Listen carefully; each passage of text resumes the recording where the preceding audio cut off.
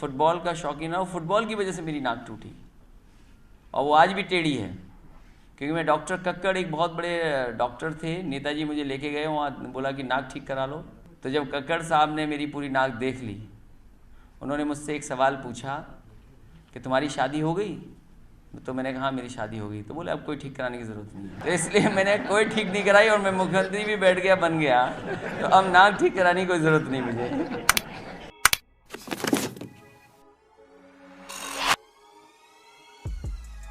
Modern, tech-savvy and a staunch socialist, Akhilesh Yadav is hailed as one of Uttar Pradesh's brightest leaders.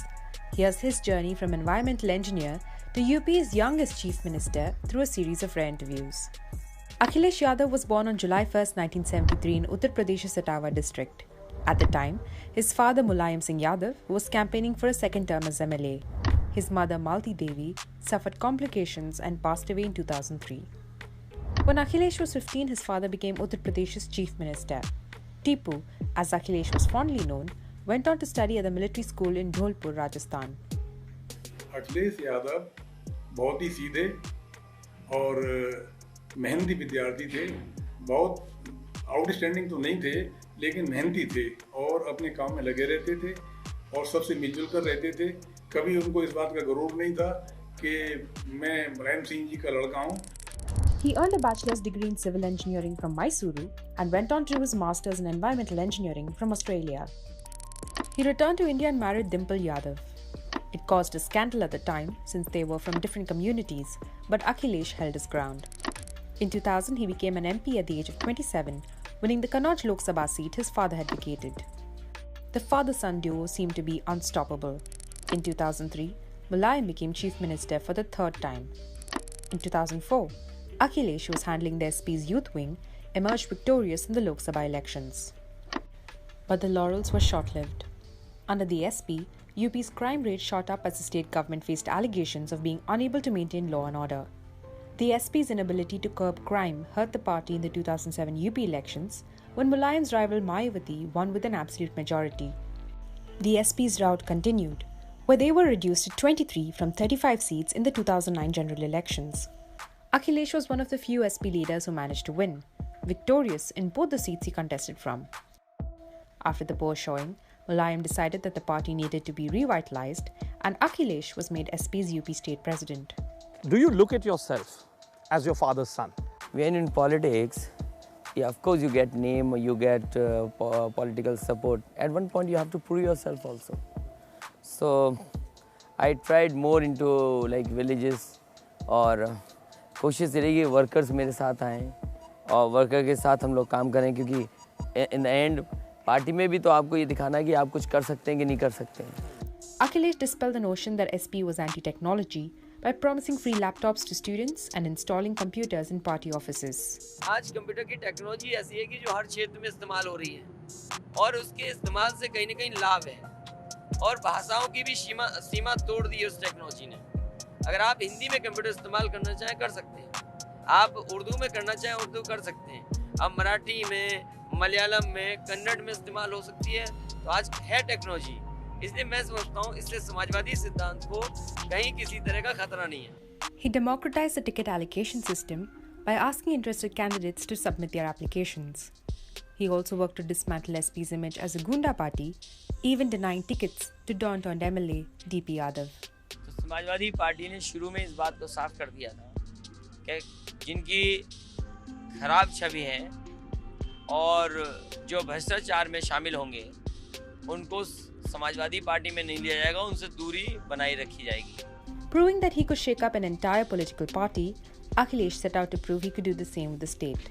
मुख्यमंत्री ने मूर्ति लगा दी अपनी और purse भी टांगा है उसके साथ, और वो है क्या, वो जो हवाई जहाज वाला मामला था अंग्रेजी मैगजीन का, सैंडल वाला, तो उसमें भी तो सरकार को ही जवाब देना है.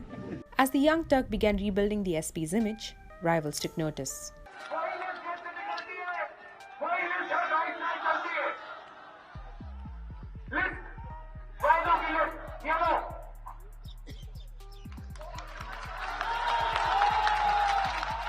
पहले चरण दूसरे चरण में ही उन्होंने अपने हाथों के बाएं के कुर्ते ऊपर कर लिए और तीसरे चरण का परिणाम आया तो आप जानते होंगे कि अपनी पार्टी के वरिष्ठ नेताओं की पर्ची जो सूची बनाई थी वो पूरी की पूरी सूची फाड़ दी।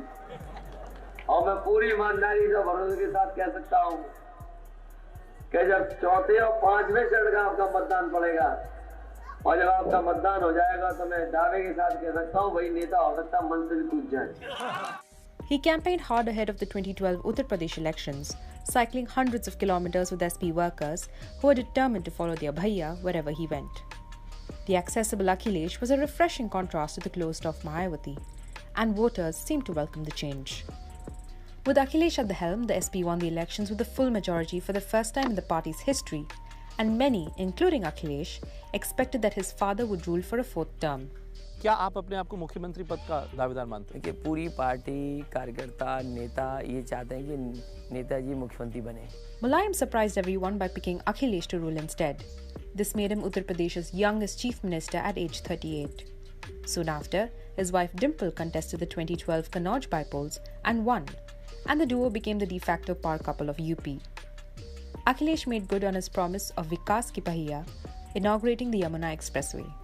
He also introduced socialist measures, starting free ambulances and women's safety helplines. But law and order would once again come to haunt the party.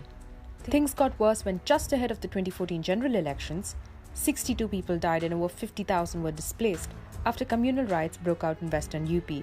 जो मुजफ्फरनगर में हुआ, इसकी शुरुआत बहुत सारे लोगों ने पहले की है। कई घटनाओं में आपको जाना होगा और उन घटनाओं को अगर आप जानेंगे तो आपको लगेगा कि हाँ, ये लोग पहले से किसी न किसी प्लानिंग के तहत इस तरह का काम कर रहे थे। कुछ राजनीतिक दल ऐसे हैं जो जानबूझ करके इन मामलों को दंगे का रूप दे रहे हैं या घटनाओं को जाति के संघर्ष में जोड़ रहे हैं या धर्म के बहाने इसको आगे बढ़ा रहे हैं। In 2014, the state was shaken by the murder and alleged gang rape of 2 teenage girls in Badaयूं. As Akhilesh looked to rectify perceptions in the state, he was also roped into expanding SP's national influence. Ahead of the 2014 Lok Sabha elections, Akhilesh led negotiations along with his father for a possible third front, placing him in the crosshairs of his rivals. देश को माँ बेटे की सरकार ने बर्बाद किया है, उत्तर प्रदेश को बाप बेटे की सरकार ने बर्बाद किया। The party fared badly, winning just 5 of 80 seats. It was a massive setback for the SP, which just 2 years earlier had won the state elections with a full majority. इस समाजवादी पार्टी ने जो काम किया था, जो उपलब्धि थी, उन उपलब्धियों को लेकर के सरकार ने जो काम किए हैं वो जनता के बीच में ठीक तरीके से नहीं पहुंचा पाए। Akhilesh then switched gears and made development his main agenda. He fast-tracked the Agra-Lucknow Expressway and the Lucknow Metro, ensuring they were completed in record time. In the meantime, an internal party feud broke out between him and Uncle Shivpal Yadav.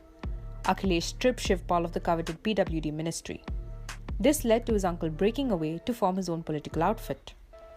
Father Mulayam cemented Akhilesh's position by siding with brother Shivpal to ensure no political harm came his son's way.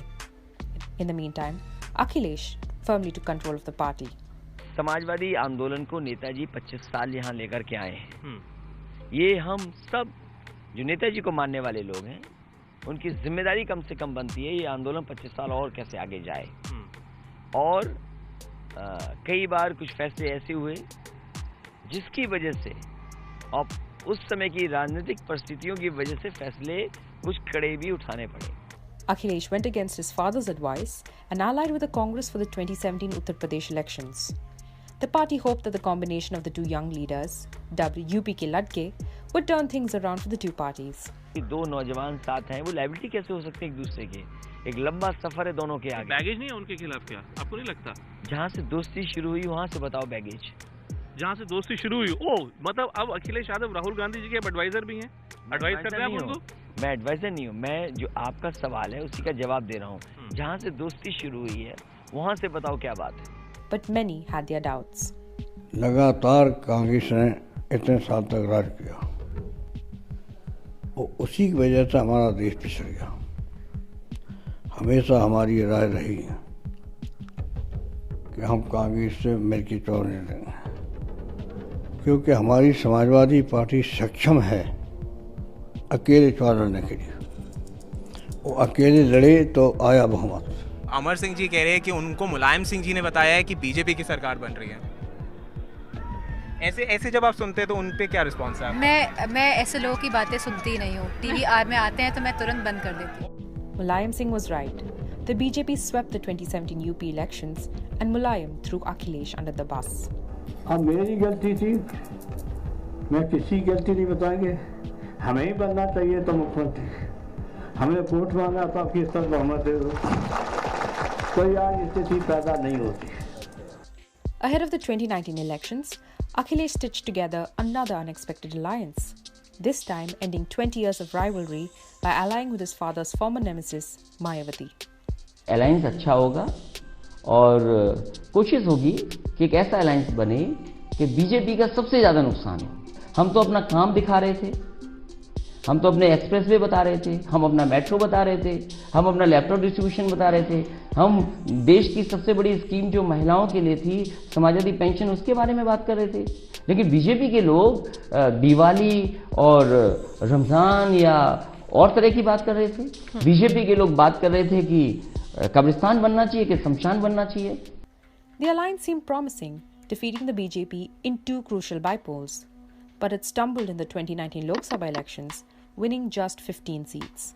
When the SP and BSP came, although the SP Rath had all the Samajwadis there, I think the lack of a combining ideology that could bring together the erstwhile Samajwadis and Kashiram Mayawati legacy together, that didn't create a narrative. Soon after, Mayawati pulled the plug on the alliance. बड़े दुख के साथ ये कहना पड़ता है कि इस चुनाव में सपा का बेस वोट, खासकर यादव बहुल्य सीटों पर भी सपा के मजबूत उम्मीदवारों को भी हरा दिया है। अब हमने उत्तर प्रदेश में यहाँ कुछ सीटों पर होने वाले उपचुनावों में फिलहाल अकेले ही ये चुनाव लड़ने का फैसला लिया है। ट्रायल होता है, कई बार नहीं आप कामयाब होते हैं, लेकिन कम से कम आपको कमी पता लग जाती है। और जहाँ तक सवाल गठबंधन का है, अकेले लड़ने का है, क्योंकि अब रास्ता राजनीति में खुला है। The usually soft-spoken Tipu grabbed headlines with his passionate speech during the debate over Article 370. अब हाँ, वो तो मुझे लगता है कौन कौन कंफ्यूज हुआ है। कंफ्यूज तो बहुत पूरा देश कर रहे हो, और कंफ्यूज इसलिए कर रहे हो कि जब से ये लोकसभा सत्र शुरू हुआ है, आपने देश के 20 करोड़ लोगों के लिए काम किया है, अभी 110 करोड़ लोगों के लिए काम आपने नहीं किया है। अभी तक स्पीकर महोदय 20 करोड़ लोगों के लिए काम कर रहे हैं। और मैं जानना चाहता हूं, 11 साल अपने गिनिए, और पाक ऑक्युपाइड कश्मीर, मेरा सवाल है स्पीकर महोदय सरकार से कि क्या पाक ऑक्युपाइड कश्मीर किसका हिस्सा है, ये सरकार बताए, ये सरकार बताए। Through the years, Akhilesh Yadav has gained a reputation as a politician with promise, intent on cleaning up the system. But family feuds have been a constant setback. If Akhilesh hopes to gain a second stint as Chief Minister in 2022, he will have to fix the fractured chains within the family to keep the SP cycle moving forward in India's political race.